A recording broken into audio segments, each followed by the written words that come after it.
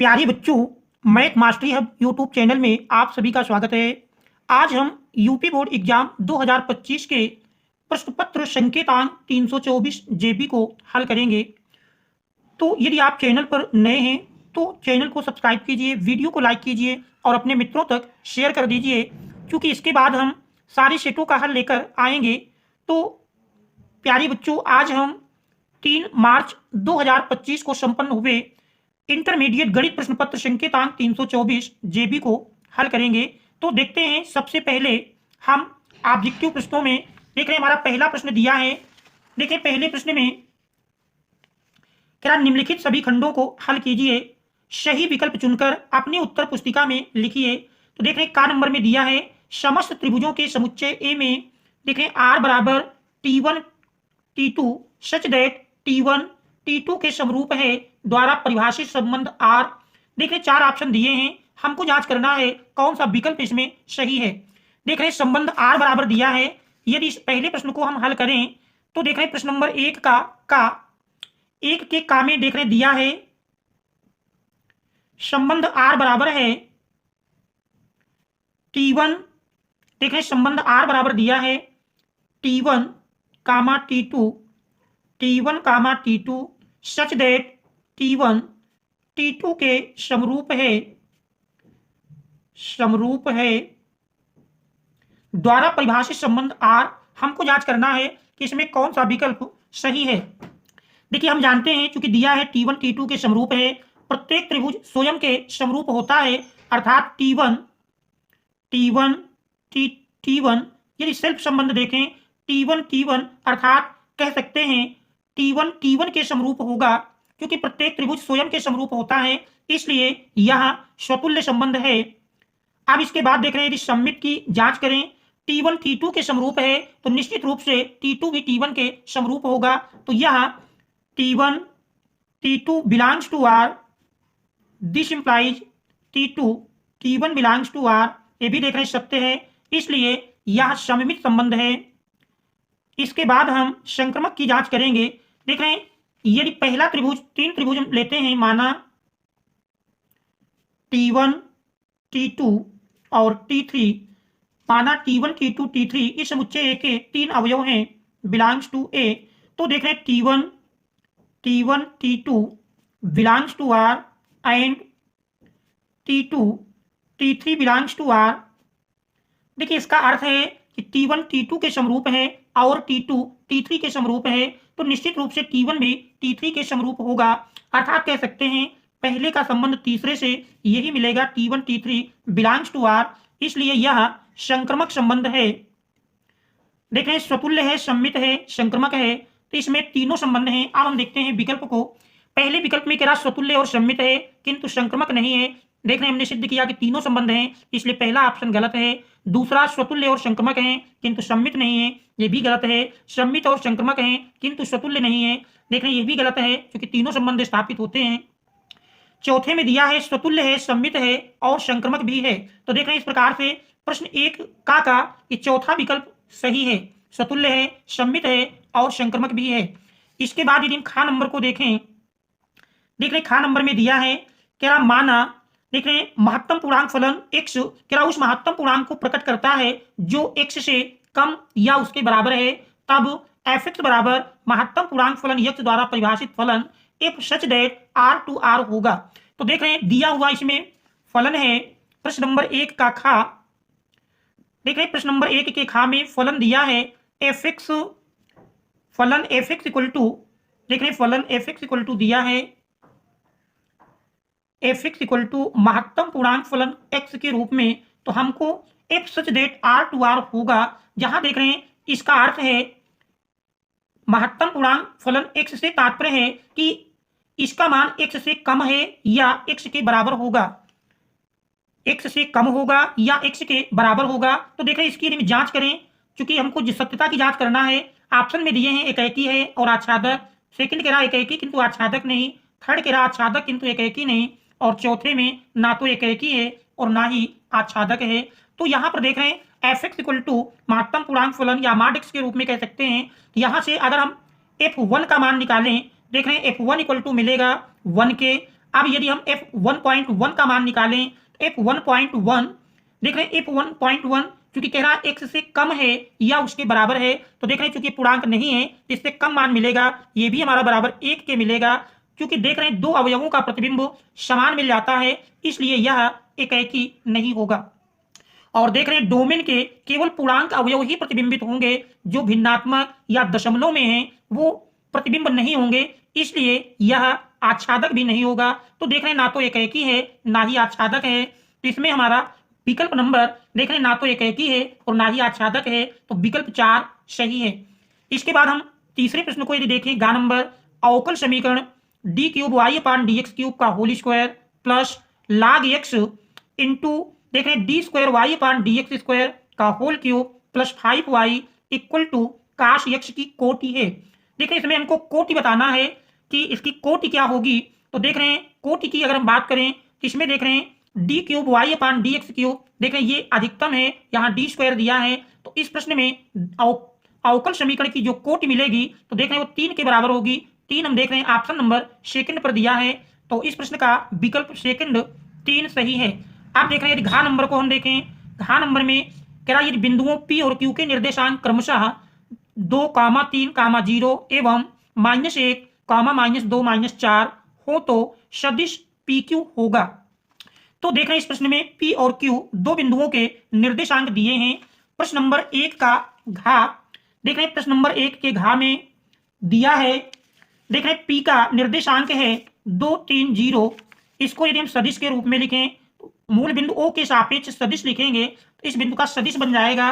देख रहे हैं 2, 3, 0 है तो इसका सदिश मिलेगा 2i cap plus 3j cap plus देख रहे 2, 3, 0 था 2i cap plus 3j cap plus 0k cap. और दूसरा बिंदु P के निर्देशांक हैं देख रहे -1, -2, -4। और यदि इस बिंदु का हम स्थित सदिश लिखें तो देख रहे हैं इसका स्थित सदिश बराबर मिल जाएगा, मूल बिंदु O के सापेक्ष स्थित सदिश लिखें तो देख रहे हैं यही बराबर मिलेगा वेक्टर OQ इक्वल टू देख रहे हैं वेक्टर OQ इक्वल टू मिल जाएगा, वेक्टर OQ इक्वल टू देख रहे हैं -1, -2, -4 तो -1i cap -2j cap -4k cap. तो ये हमारे वेक्टर OP और वेक्टर OQ के मान मिल जाएंगे। हमको ज्ञात करना है वेक्टर PQ। तो देख रहे हैं वेक्टर PQ बराबर मिलेगा, वेक्टर PQ बराबर जानते हैं vector OQ minus vector OP, मान रख देंगे। वेक्टर OQ का मान देख रहे हैं दिया है -1i या केवल i कैप लिखें, -2j cap -4k cap minus vector OP का मान देख रहे हैं 2i cap plus 3j cap plus 0k cap. सरल करेंगे, सरल करने पर देख रहे हैं -i कैप माइनस देख रहे हैं पहले हम ब्रैकेट हटा लेते हैं तो -i cap -2j cap -4k cap देख रहे हैं -2i cap -3j cap -0k cap. देख रहे हैं i के संगत i के पद को देखें तो -1i -2i मिल करके -3i कैप -2j -3j मिल करके -5j कैप -4k में -0k जोड़ेंगे तो देख रहे हैं -4k कैप मिल जाएगा। तो इस प्रकार से वेक्टर OP वेक्टर PQ बराबर मिल जाएगा।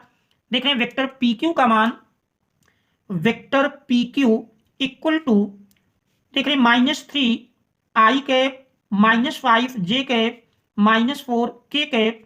तो यही हमारे इस दिए हुए प्रश्न का आंसर हो जाएगा।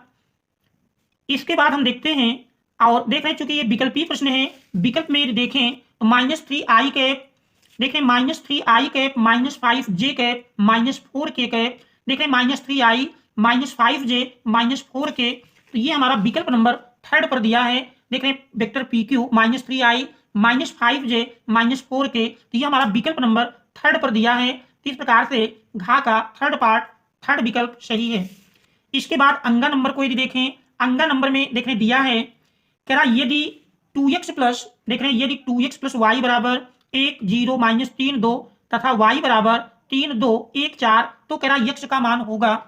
तो देख रहे हैं यहां पर दिया है प्रश्न नंबर 1 का अंगा, देख रहे हैं प्रश्न नंबर 1 के अंगा में दिया है 2x प्लस वाई बराबर आप भी देख रहे हैं पहली पंक्ति है 1, 0, दूसरी पंक्ति -3 2, फिर देख रहे हैं y बराबर दिया है 3 2, पहली पंक्ति 3 2 और दूसरी पंक्ति में देख रहे हैं 1 4, तो कहना x होगा। तो देख रहे हैं x का मान हम निकालते हैं।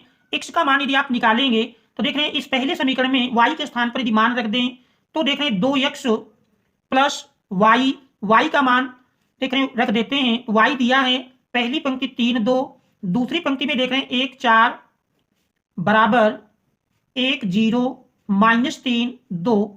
आप देख रहे हैं इस आव्यूह को यदि हम पक्षांतर कर लें, पक्षांतर करने पर 2x बराबर देख रहे हैं 1 0 -3 2 माइनस, पक्षांतर करेंगे माइनस में जाएगा 3 2 1 4।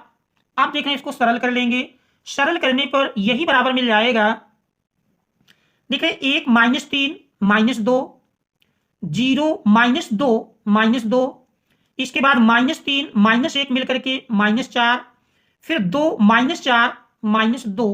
देख रहे हैं ये मान मिलता है 2x बराबर, x बराबर लिखेंगे तो x बराबर मिल जाएगा देख रहे हैं 2 से भाग दे देते हैं, 2 गुणा में है पक्षांतर करेंगे भाग में मिलेगा, प्रत्येक अवयव में 2 से भाग दे दें तो -2/2 -1 -2/2 देख रहे हैं -1 -4/2 करेंगे -2 और -2/2 -1। और इस मान को यदि हम देखें किस विकल्प में है, देख रहे हैं पहला विकल्प हमारा दिया है, पहले विकल्प में देख रहे हैं -1 -2 -2, जबकि देख रहे हैं x का मान केवल ये हमारा दूसरी पंक्ति का पहला अवयव -2 है, शेष सभी -1 हैं। तो -1 -1 देख रहे हैं इसमें दूसरी पंक्ति का पहला अवयव -2 है, शेष सभी -1 हैं, तो इसमें हमारा विकल्प नंबर सेकंड सही है। इसके बाद हम देखते हैं अगले प्रश्न को। देख रहे हैं अगले प्रश्न में दिया है, हमारा अगला प्रश्न है प्रश्न नंबर 2। देख रहे हैं प्रश्न नंबर 2 में दिया है, प्रश्न नंबर 2 में कह रहा निम्नलिखित सभी खंडों को हल कीजिए जिसमें का पार्ट में कोशिक इनवर्स -√2 का मुख्य मान ज्ञात कीजिए। प्रश्न नंबर 2 के का में देख रहे हैं दिया है कोशिक इनवर्स -√2 का कह रहा मुख्य मान ज्ञात कीजिए। तो हम देखते हैं प्रश्न नंबर 2 के का को। देख रहे हैं प्रश्न नंबर 2 के का में कोशिक इनवर्स -√2, देख रहे हैं प्रश्न नंबर 2 का इस प्रश्न नंबर 2 के का में देख रहे हैं प्रश्न नंबर 2 का दिया है कोशिक इनवर्स -√2 और इसका हमको मुख्य मान ज्ञात करना है। तो देख रहे हैं कोशिक इनवर्स -√2, हम जानते हैं कोशिक इनवर्स -x बराबर होता है माइनस कोशिक इनवर्स x, तो माइनस कोशिक इनवर्स x की जगह देख रहे हैं √2 है और माइनस कोशिक इनवर्स √2 जानते हैं π/4 का मान होता है, तो -π/4 ये हमारा कोशिक इनवर्स -√2 का मुख्य मान है। तो इस प्रकार से मुख्य मान बराबर -π/4, तो ये हमारा देख रहे हैं प्रश्न नंबर 2 के का आंसर होगा। इसके बाद हम देखते हैं प्रश्न नंबर 2 का खा भाग। देख रहे हैं इसमें हमने फार्मूला अप्लाई किया है cosec inverse -x equal to minus cosec inverse x, इस फार्मूले का प्रयोग किया गया तो मुख्य मान मिलता है -π/4। इसके बाद देख रहे हैं दूसरे के खा नंबर में दिया है, देख रहे हैं प्रश्न नंबर 2 का खा है कि जांच कीजिए कि क्या f(x) बराबर x² sin x + 5 द्वारा परिभाषित फलन x बराबर पाई पर सतत है। तो हमको जांच करना है कि क्या दिया हुआ फलन x बराबर पाई पर सतत है या संतत है कहें। तो देख रहे हैं इसको हम जांच करेंगे, तो जांच करने पर यदि फलन की value right hand limit left hand limit तीनों मान बराबर मिल जाएंगे तो फिर ये सतत होगा, अन्यथा दिया हुआ फलन असतत होगा। तो देखते हैं प्रश्न नंबर 2 का खा भाग। ठीक है, जांच करना है, फलन दिया है f(x) बराबर x² sin x + 5 और x बराबर पाई पर हमको जांच करना है कि दिया हुआ फलन सतत है अथवा नहीं। देख रहे हैं सबसे पहले हम फलन का मान निकालेंगे, फलन की वैल्यू देख रहे हैं f0 बल्कि x बराबर पाई पर निकालना है तो f पाई ज्ञात करेंगे। देख रहे हैं f पाई इक्वल टू मिल जाएगा पाई का स्क्वायर माइनस साइन पाई + 5। तो इस प्रकार से देख रहे हैं पाई स्क्वायर माइनस साइन पाई बराबर 0 होता है +5, तो पाई स्क्वायर + 5।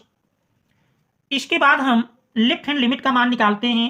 देख रहे हैं left hand limit equal to limit x tends to, देख रहे हैं पाई पर निकालेंगे तो pi minus f x equal to, देख रहे हैं limit h tends to 0 f pi minus h। आप देख रहे हैं दिए हुए फलन में एफ एक्स बराबर फलन दिया है, x के स्थान पर हम पाई माइनस h रखेंगे तो देख रहे हैं दिया हुआ फलन इस प्रकार मिल जाएगा, लिमिट h टेंडिंग्स टू 0, देख रहे हैं पाई माइनस h का whole square minus sine pi minus h plus 5। देख रहे हैं इसको सरल करते हैं। अब इसमें देख रहे हैं limit h tends to 0, pi minus h का होल स्क्वायर तोड़ेंगे तो देख रहे हैं pi square minus 2 pi h plus h square minus, देख रहे हैं sine pi minus h, sine pi minus theta जानते हैं साइन थीटा होता है, तो ये हमारा मिल जाएगा साइन h प्लस 5। आप देख रहे हैं इसमें हम लिमिट अप्लाई करेंगे तो लिमिट अप्लाई करने पर देख रहे हैं pi square minus 2 pi into 0 plus h के स्थान पर देख रहे हैं 0 रख रहे हैं, 0 का स्क्वायर माइनस साइन, देख रहे हैं h के स्थान पर 0 प्लस 5। सरल करेंगे तो देख रहे हैं पाई स्क्वायर और 2 पाई गुणे 0, देख रहे हैं 0 मिल जाएगा, 0 का स्क्वायर 0, साइन 0 अंश का मान 0 होता है प्लस 5, तो देख रहे हैं बराबर पाई स्क्वायर प्लस 5। इसके बाद हम राइट हैंड लिमिट निकालेंगे, देख रहे हैं right hand limit equal to limit x tends to, देख रहे हैं पाई प्लस एफ एक्स या limit h tends to 0, limit h tends to 0 f pi plus h। आप देख रहे हैं फलन में x के स्थान पर पाई प्लस h रख देंगे तो लिमिट h टेंडिंग्स टू 0, देख रहे हैं पाई प्लस h का whole square minus sine pi plus h plus 5, देख रहे हैं होल स्क्वायर तोड़ दें और इसको सरल करते हैं तो यही बराबर मिल जाएगा लिमिट h टेंडिंग्स टू 0, देख रहे हैं पाई प्लस h का होल स्क्वायर तोड़ेंगे pi square plus 2 pi h plus h square और sine pi plus theta equal to होता है माइनस साइन थीटा, देख रहे हैं माइनस माइनस प्लस बन जाएगा साइन h प्लस 5। अब इसमें हम लिमिट अप्लाई कर देंगे तो देख रहे हैं पाई का स्क्वायर प्लस 2 पाई गुणे 0 प्लस h स्क्वायर अर्थात 0 का square sine h sine 0 plus 5। इस प्रकार से देख रहे हैं बराबर पाई स्क्वायर 2 पाई गुणे 0 0 मिल जाएगा, 0 का स्क्वायर जानते हैं 0, साइन 0 का मान भी 0 प्लस 5। इस प्रकार से बराबर मिलता है पाई स्क्वायर प्लस 5। तो देख रहे हैं राइट हैंड लिमिट पाई स्क्वायर प्लस 5 और इसके पहले हमने लेफ्ट हैंड लिमिट का मान भी पाई स्क्वायर प्लस 5 निकाला था और फलन की वैल्यू भी पाई स्क्वायर प्लस 5 है। क्योंकि तीनों मान समान हैं, क्योंकि right hand limit equal to left hand limit equal to फलन की वैल्यू, तीनों मान देख रहे हैं समान हैं, इसलिए x बराबर पाई पर, इसलिए x बराबर पाई पर फलन सतत है।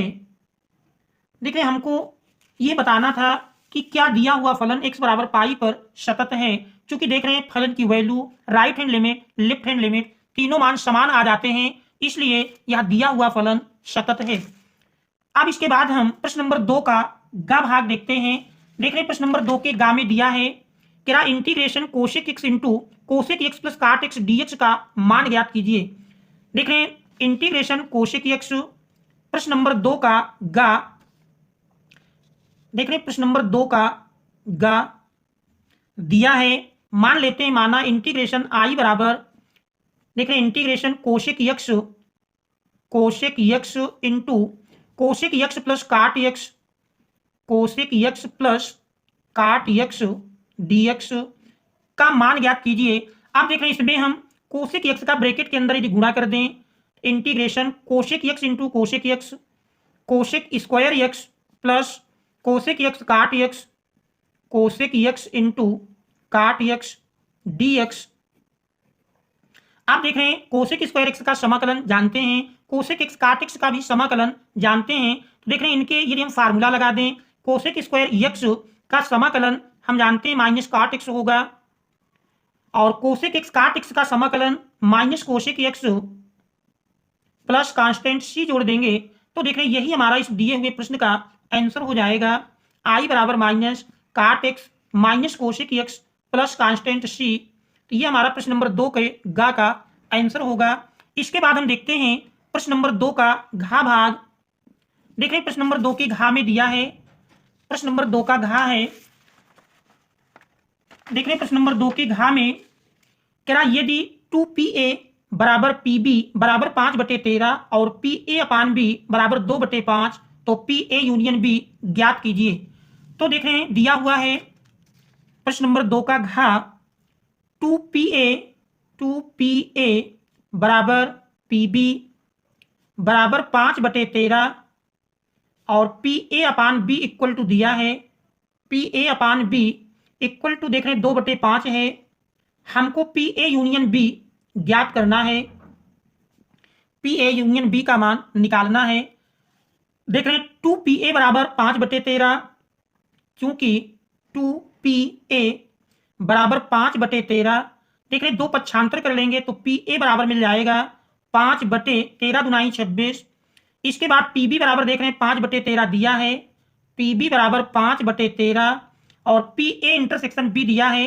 हम जानते हैं pa इंटरसेक्शन b बराबर, चूंकि pa अपान b देख रहे हैं चूंकि pa अपान b बराबर होता है pa इंटरसेक्शन b अपान pb। देख रहे हैं इससे अगर हम pa इंटरसेक्शन b बराबर लिखें pb इसके साथ गुणा में मिल जाएगा तो pa upon b into pb equal to pa intersection b। देख रहे हैं मान रख देते हैं pa अपान b देख रहे हैं दिया है 2/5 इंटू pb का मान 5/13 बराबर pa इंटरसेक्शन b। देख रहे 5 ऊपर नीचे से कैंसिल कर देंगे तो इस प्रकार से pa इंटरसेक्शन b बराबर 2/13। अब इससे हमको pa यूनियन b निकालना है तो pa यूनियन b बराबर हम फार्मूला जानते हैं pa यूनियन b बराबर pa plus pb minus pa intersection b। इस फार्मूले में हम सारे मानों को रख देंगे तो देख रहे हैं pa का मान 5/26 प्लस pb बराबर देख रहे हैं 5/13 माइनस pa इंटरसेक्शन b बराबर देख रहे हैं 2/13 मिला है। अब इसको हम सरल करते हैं, लाशा ले लेंगे तो देख रहे हैं 26 और 13 का लाशा 26 मिल जाएगा। देख रहे हैं 26 एकम 26, 1 का गुणा 5 से किए 5 मिल जाएगा प्लस 13 दुनाई 26 2 पंचे 10 माइनस 13 दुनाई 26 और देख रहे हैं 2 दुनाई 4। इस प्रकार से 10 प्लस 5 15, 15 से 4 घटाएंगे 11 मिल जाएगा बटे 26। इस प्रकार से pa यूनियन b बराबर 11/26।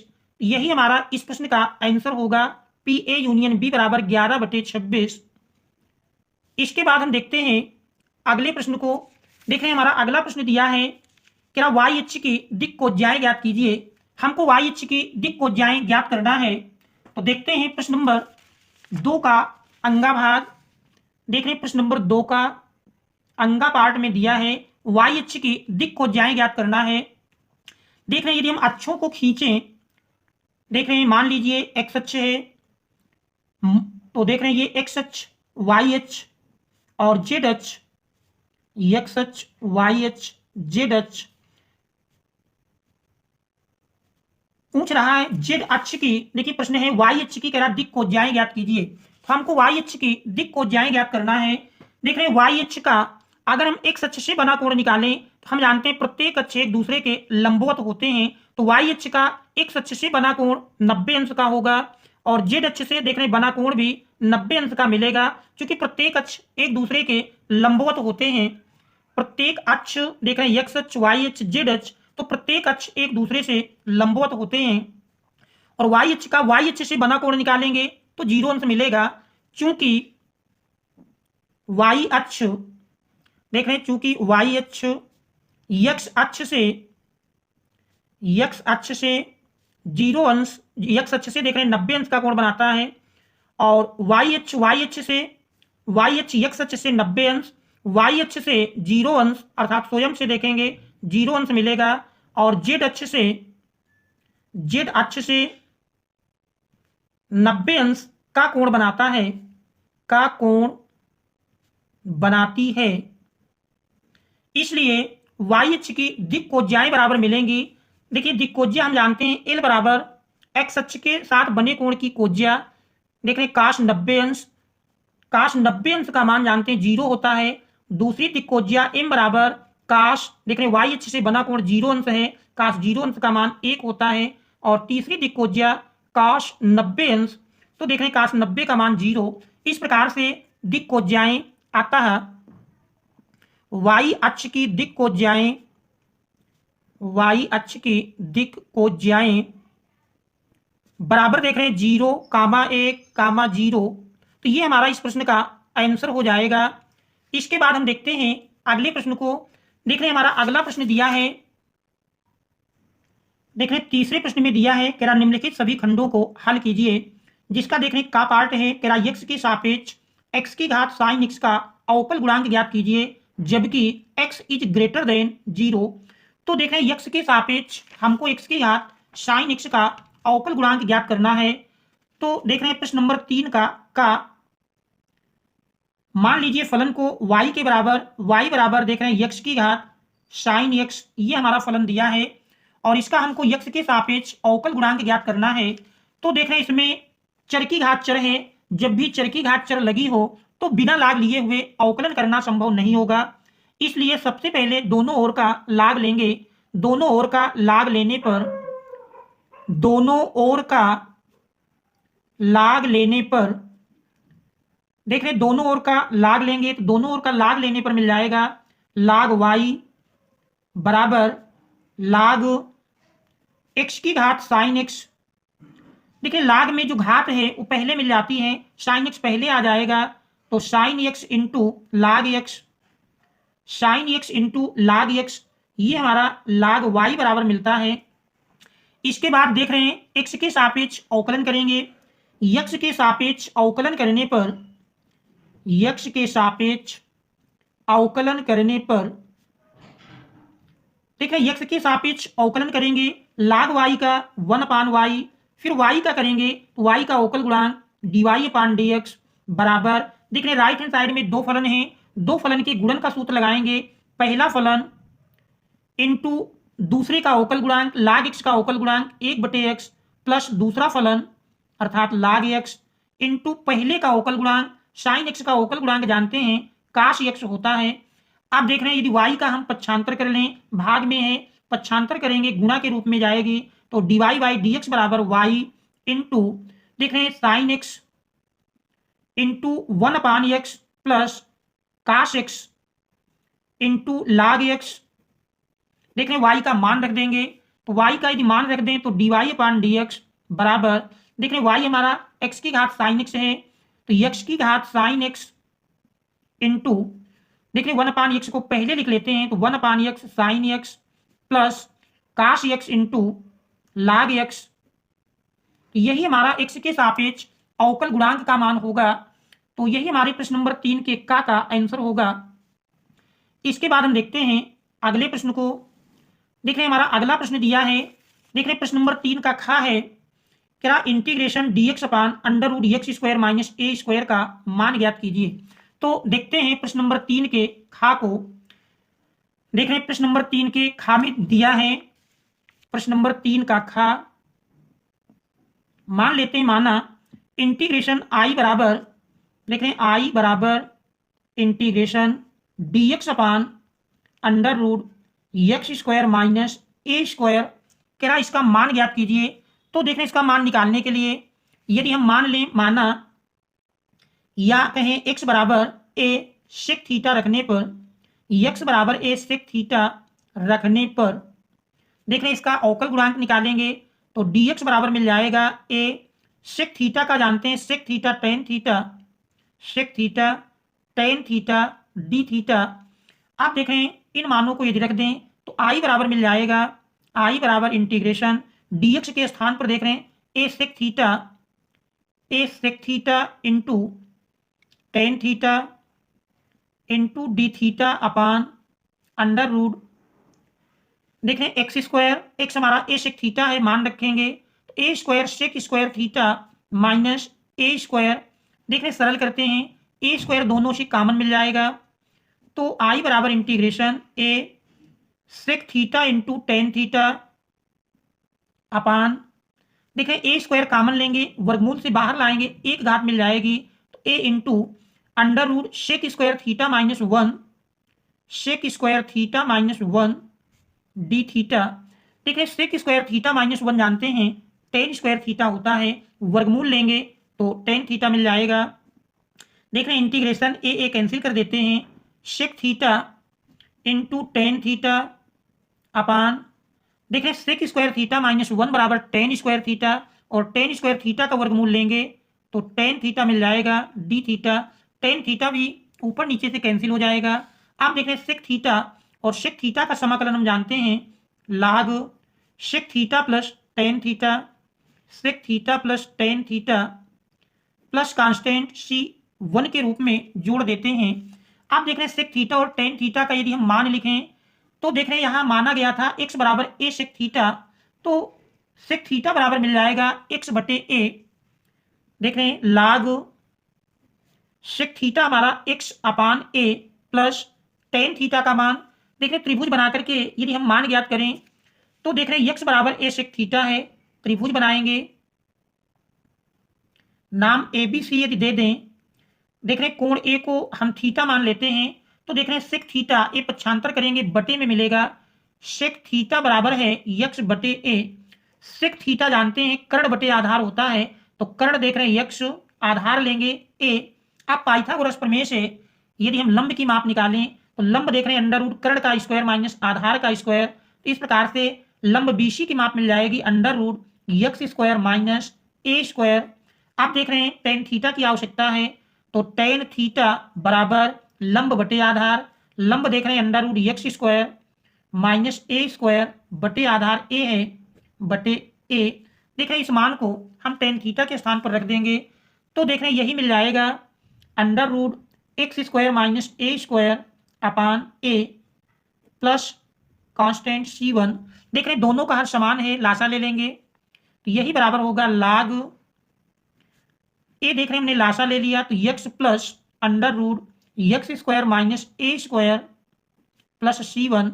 आप देख रहे हैं यहां लाग एम बटे एन का यदि सूत्र लगाएं तो देख रहे हैं आई बराबर लाग, देख रहे हैं लाग एम अपान एन होता है लाग एम माइनस लाग एन, तो log x plus under root x square minus a square minus log a plus c one. देख रहे हैं लाग ए सी वन दोनों कांस्टेंट हैं, इन दोनों के स्थान पर एक नया कांस्टेंट यदि लिखें तो फिर देख रहे हैं आई बराबर log x plus under root x square minus a square plus दोनों कांस्टेंट के स्थान पर देख रहे हैं हम एक नया कांस्टेंट सी लिख लेते हैं, तो यही दिए हुए प्रश्न का मान होगा। तो देख रहे हैं यही हमारे इस प्रश्न का आंसर बन जाएगा। इसके बाद हम देखते हैं अगले प्रश्न को। देख रहे हैं प्रश्न नंबर 3 के गा में दिया है, 3 के गा में कह रहा मान लीजिए कि समुच्चय n क्रॉस n में एक संबंध R निम्नवत परिभाषित है a comma b related to C D यदि और केवल यदि a प्लस डी बराबर b प्लस सी, कह रहा सिद्ध कीजिए कि R एक तुल्यता संबंध है। तो देख रहे हैं इसमें हमको तुल्यता संबंध सिद्ध करके लाना है, जबकि दिया है कह रहा समुच्चय n क्रॉस n में एक संबंध R इस प्रकार से परिभाषित है। तो देख रहे हैं इसमें प्रश्न नंबर 3 का गा, देख रहे हैं प्रश्न नंबर 3 का गा कह रहा n क्रॉस n में दिया हुआ फलन है, कह रहा R निम्नवत परिभाषित है a comma b related to c comma d यदि और केवल यदि क्या a प्लस डी बराबर b प्लस सी। तो देख रहे हैं इस संबंध में अगर देखें a पहला अवयव, b दूसरा, c देख रहे हैं तीसरा है, d चौथा, तो देख रहे हैं a प्लस डी अर्थात पहला प्लस चौथा बराबर देख रहे हैं b दूसरा है, c तीसरा है, दूसरा प्लस तीसरा। देख रहे हैं ये कंडीशन दी हुई है, तो इसकी सहायता से हमको सिद्ध करना है कि यह एक तुल्यता संबंध है। तो देख रहे हैं इसमें हमको दिखाना है कि R एक तुल्यता संबंध है। इसके लिए हम स्वतुल्य सम्मित और संक्रमक सिद्ध करेंगे। सबसे पहले देखते हैं, इसको हम स्वतुल्य सिद्ध करेंगे। देख रहे हैं A B related to C D. अब हम ए बी का संबंध ए बी के साथ यदि देखें तो देख रहे हैं ए B A comma B related to A comma B. देख रहे हैं पहला प्लस चौथा बराबर दूसरा प्लस तीसरे के अनुसार मिल जाएगा। देख रहे हैं पहला ए है प्लस चौथा बी, तो ए प्लस बी। देख रहे हैं a plus B equal to दूसरा देख रहे हैं बी है प्लस तीसरा देख रहे हैं ए है, तो देख रहे हैं ए प्लस बी बराबर बी प्लस ए सत्य है। इसलिए यह स्वतुल्य संबंध है, यह स्वतुल्य संबंध है। अब इसके बाद इसकी हम सम्मित होने की जांच करेंगे।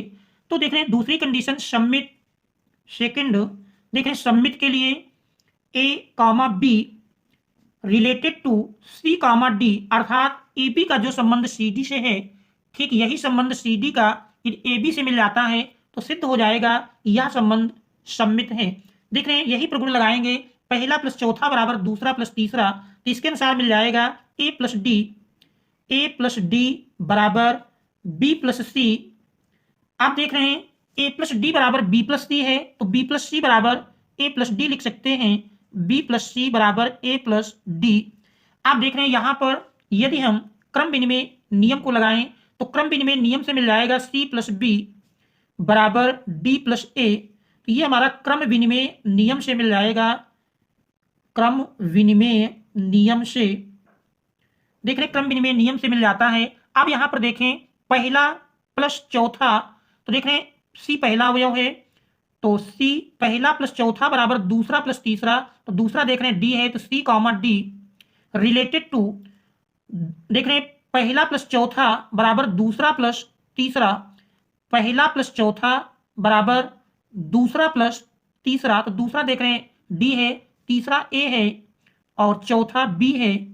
तो देख रहे हैं c d related to a b मिल जाता है, a b R c d लेकर चले थे, c d R a b मिलता है। इसलिए इससे स्पष्ट हो जाता है कि यह सममित संबंध है, अतः यह सममित संबंध है, सममित संबंध है। आप देख रहे हैं इसमें हम संक्रमक होने की और जांच करेंगे। संक्रमक में देख रहे हैं A B related to C d तथा c d related to e f. तो यहां पर a b c d e f मान लेते हैं बिलोंग्स टू एन, माना a b c d e f belongs to natural numbers. आप देख रहे हैं यहां पर भी a b R c d तथा c d R e f, इसका अर्थ है पहला प्लस चौथा अर्थात ए प्लस डी बराबर बी प्लस, देख रहे हैं पहला प्लस चौथा बराबर दूसरा प्लस तीसरा बी प्लस सी, तथा देख रहे हैं इसमें पहला प्लस चौथा सी प्लस एफ बराबर दूसरा प्लस तीसरा डी प्लस ई। आप देख रहे हैं इन दोनों को जोड़ लें, तो जोड़ने पर दोनों की लेफ्ट हैंड साइड के साथ जुड़ेगी, a plus d plus c plus f बराबर देख रहे हैं a plus d plus c plus f बराबर b plus c plus d plus e. तो देख रहे हैं इसमें a plus f d c देख रहे हैं दोनों साइड में है, तो इनका आप विलोपन कर सकते हैं, ए प्लस एफ बराबर मिल जाएगा देख रहे हैं बी प्लस ई, ए प्लस एफ बराबर बी प्लस ई। अब यहां पर देखें पहला प्लस चौथा, पहला अवयव ए मिलता है, दूसरा प्लस तीसरा ए बी रिलेटेड टू देख रहे हैं दूसरा प्लस तीसरा, तीसरा ई है, चौथा एफ है। तो देख रहे हैं पहले का वही संबंध तीसरे के साथ मिल जाता है, इससे स्पष्ट हो जाता है कि यह संक्रमक संबंध है। इसलिए यह संक्रमक संबंध है, संक्रमक संबंध है। चूंकि आपने पढ़ा यह स्वतुल्य भी है, सम्मित भी है, संक्रमक भी है, इसलिए यह चूंकि यह संबंध देख रहे हैं चूंकि यह संबंध स्वतुल्य कॉमा सम्मित तथा संक्रमक है, इसलिए यह तुल्यता संबंध है, इसलिए यह तुल्यता संबंध है। देख रहे हैं यही इसमें हमको सिद्ध करना था, प्रूव्ड इसके बाद हम देखते हैं अगले प्रश्न को। देख रहे हैं घ नंबर में दिया है क्या सदिश ए बराबर 2i cap plus 3j cap plus 2k cap का सदिश वेक्टर b बराबर i cap plus 2j cap plus k cap पर प्रक्षेप ज्ञात कीजिए।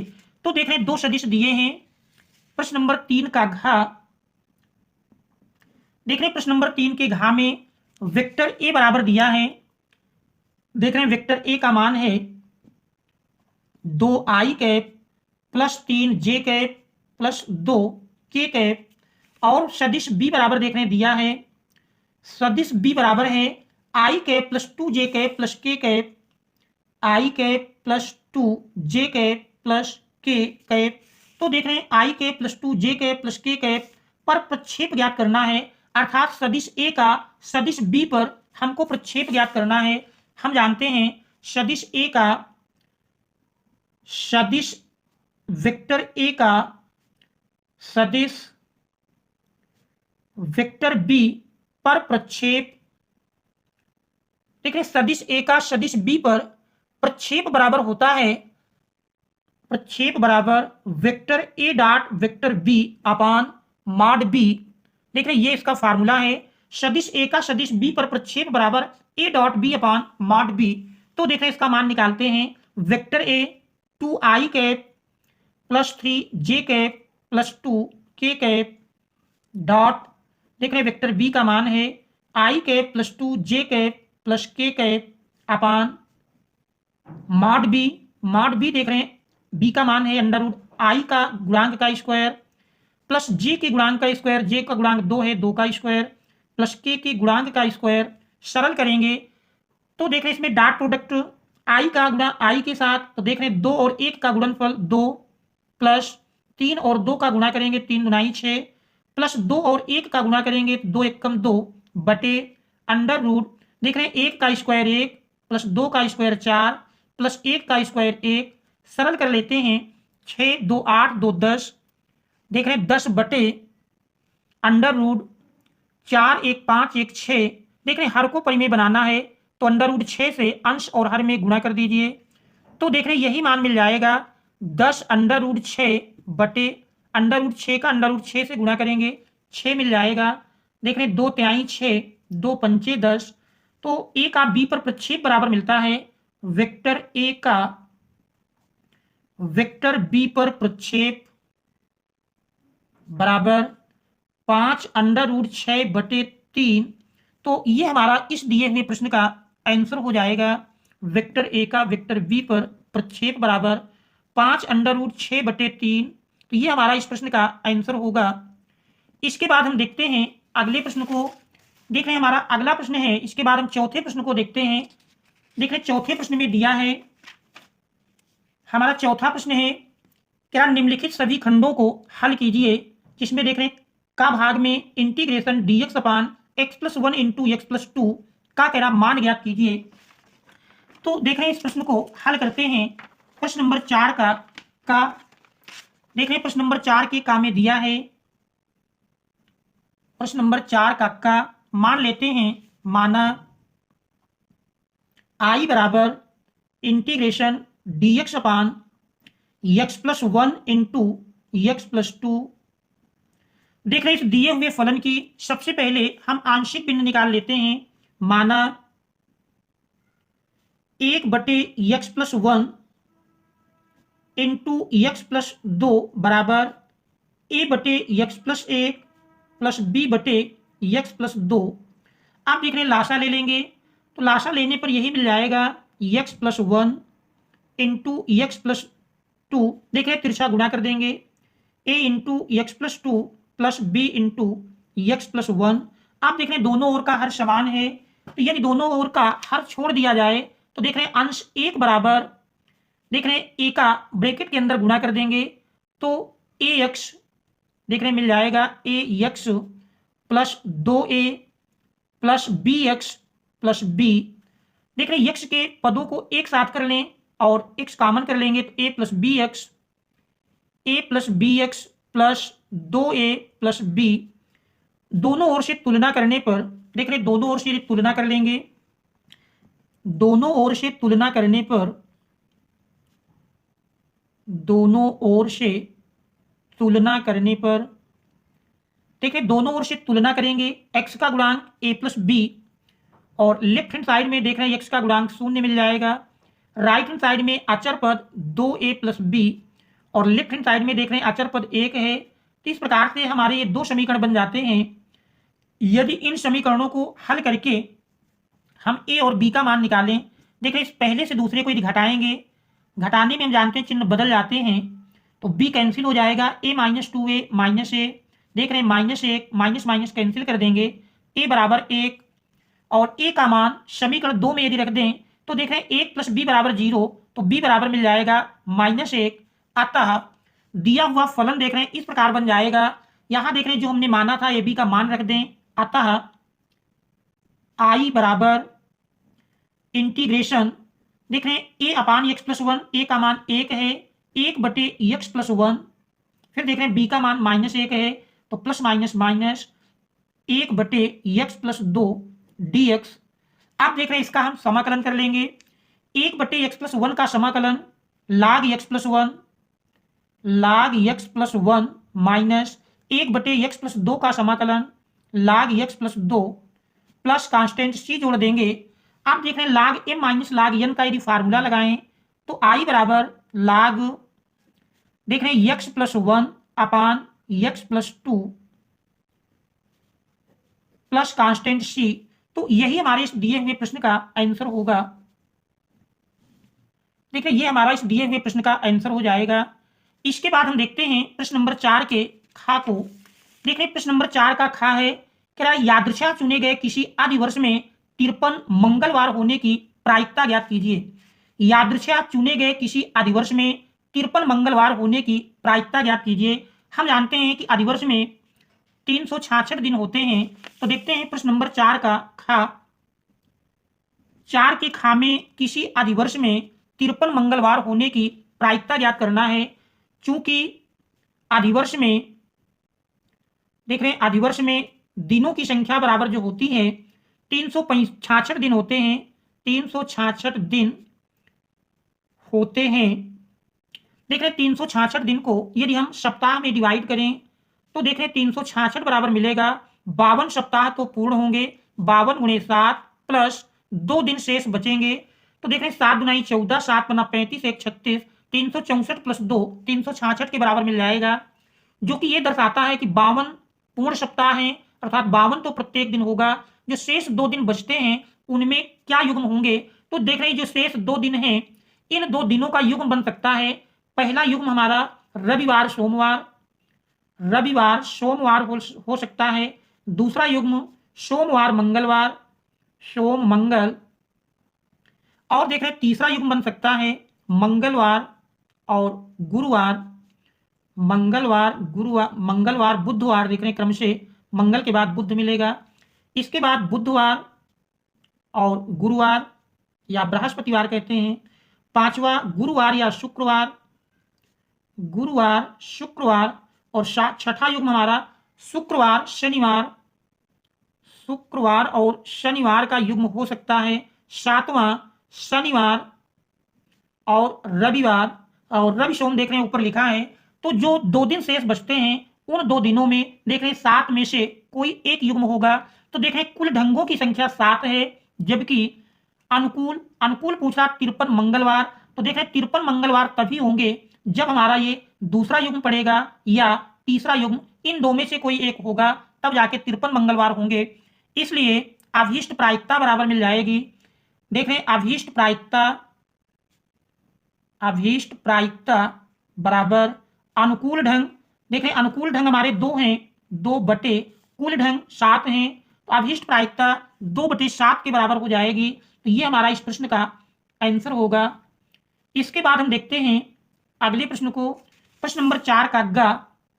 देखिए 4 के गा में दिया है, कह रहा है ए बराबर काश alpha sine alpha minus sine alpha काश अल्फा। तो कह रहा सत्यापित कीजिए ए डैश ए बराबर आई। तो देख रहे हैं हमको ये सत्यापित करना है। देखते हैं प्रश्न नंबर 4 का गा भाग। देख रहे हैं प्रश्न नंबर 4 के गा में, प्रश्न नंबर 4 का गा देख रहे दिया है ए बराबर बी ए बराबर दिया है देख रहे पहली पंक्ति काश अल्फा साइन अल्फा और दूसरी पंक्ति में माइनस साइन अल्फा काश अल्फा। ए डैश ए बराबर आई, ये हमको सत्यापित करना है।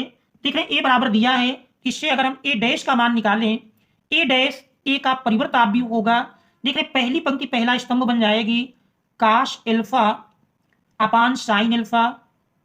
देख रहे काश अल्फा साइन अल्फा और दूसरी पंक्ति दूसरा स्तंभ बन जाएगी माइनस साइन अल्फा। देख रहे काश अल्फा। ये ए डैश का मान मिल जाता है। सिद्ध करना है उसमें लेफ्ट हैंड साइड देख रहे हैं ए डैश ए दिया है, लेफ्ट हैंड साइड बराबर ए डैश ए। देख रहे दोनों का मान रख लेते हैं। ए डैश देख रहे ए डैश का मान मिला काश alpha sine alpha minus sine alpha काश अल्फा। ए का मान देख रहे हैं ए दिया है काश alpha sine alpha minus sine alpha काश अल्फा। देख रहे इनका यदि हम गुणा करें आव्यूह गुणन के नियम से, देख रहे आव्यूह गुणन का तरीका होता है पहले से पंक्ति दूसरे से स्तंभ लेकर चलेंगे। तो देख रहे काश अल्फा का गुणा काश अल्फा से करेंगे तो काश अल्फा इंटू काश अल्फा प्लस फिर देख रहे माइनस साइन अल्फा का माइनस साइन अल्फा से गुणा होगा plus minus sine alpha into minus sine alpha. तो देख रहे पहली पंक्ति का हमने पहले स्तंभ से गुणा किया, आप पहली पंक्ति का दूसरे स्तंभ से गुणा करेंगे तो देख रहे काश अल्फा इंटू साइन अल्फा काश alpha into sine alpha minus sine alpha into काश alpha minus sine alpha into काश अल्फा। फिर देख रहे दूसरी पंक्ति का पहले स्तंभ से करेंगे साइन अल्फा काश अल्फा साइन अल्फा काश अल्फा। फिर देख रहे प्लस काश alpha into minus sine alpha. इसके बाद फिर देख रहे हैं दूसरी पंक्ति का दूसरे स्तंभ में करेंगे sine alpha into sine alpha sine alpha into sine alpha plus काश अल्फा इंटू काश अल्फा काश अल्फा इंटू काश अल्फा। देख रहे हैं इसको यदि हम सरल करें काश अल्फा मिलकर के काश स्क्वायर अल्फा। देख रहे हैं माइनस माइनस का गुणा प्लस बन जाएगा sine alpha into sine alpha sine square alpha. फिर देख रहे हैं काश alpha sine alpha minus sine alpha काश अल्फा, ये कट करके जीरो मिल जाएगा इसका मान। देख रहे हैं प्लस माइनस में कैंसिल हो जाएगा। इसमें भी साइन अल्फा काश अल्फा प्लस माइनस का गुणा करेंगे माइनस काश अल्फा साइन अल्फा, तो देख रहे हैं ये दोनों भी कट करके जीरो हो जाएगा। Sine alpha sine square alpha plus काश अल्फा इंटू काश अल्फा काश स्क्वायर अल्फा। देख रहे हैं साइन स्क्वायर अल्फा प्लस काश स्क्वायर अल्फा बराबर जानते हैं एक के होता है, तो इसका हम मान रख देंगे 1 0 0 1।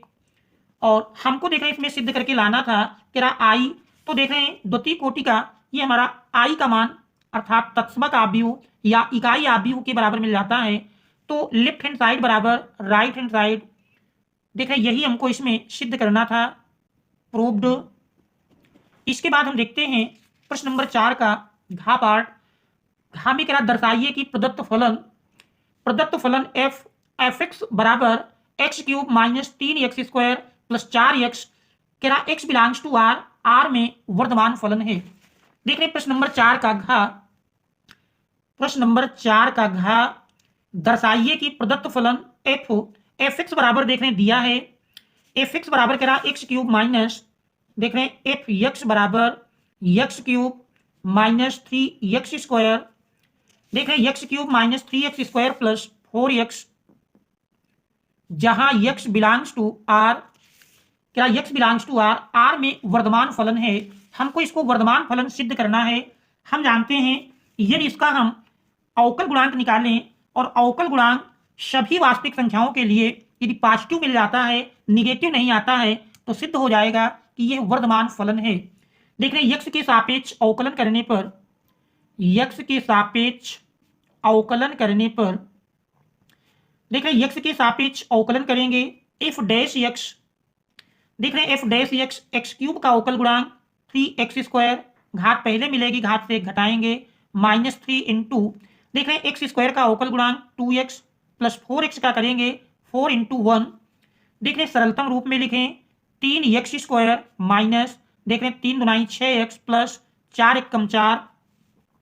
देख रहे 4 को यदि हम 3 प्लस 1 लिख दें, 3x² minus 6x plus 3 plus 1।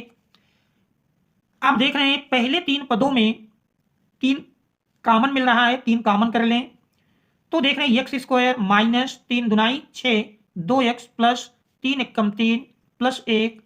तो देख रहे हैं ब्रैकेट के अंदर देखें तो दिया हुआ पद x माइनस 1 का होल स्क्वायर बन जाता है, 3 इंटू एक्स माइनस 1 का होल स्क्वायर प्लस 1।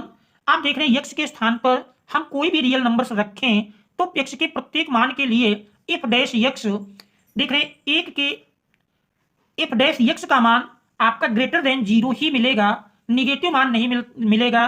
देख रहे हैं f डैश x बराबर मिल जाता है। आप देख रहे हैं चूंकि for all x belongs to real numbers के लिए f dash x is greater than 0, देख रहे हैं ग्रेटर देन 0 मिलेगा। x के स्थान पर कोई भी आप रियल नंबर्स लिखें, इसलिए फलन fx एक निरंतर वर्धमान फलन है, और देख रहे हैं निरंतर है तो वर्धमान तो होगा ही, तो फलन fx एक निरंतर वर्धमान फलन है। देख रहे हैं greater than or equal to 0 मिलता है तो उस स्थिति में हम कहते हैं वर्धमान फलन है। अगर केवल ग्रेटर देन 0 मिलता है तो वो ये दर्शाता है कि यह एक निरंतर वर्धमान फलन है, और लेस देन 0 आता तो फिर निरंतर ह्रासमान फलन होता। तो देख रहे हैं यही इसमें हमको सिद्ध करना था, proved.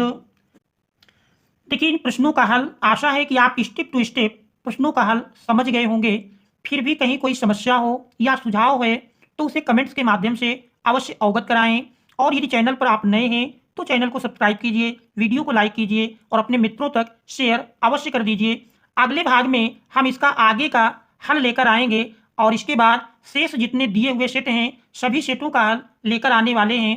Thanks all of you for watching.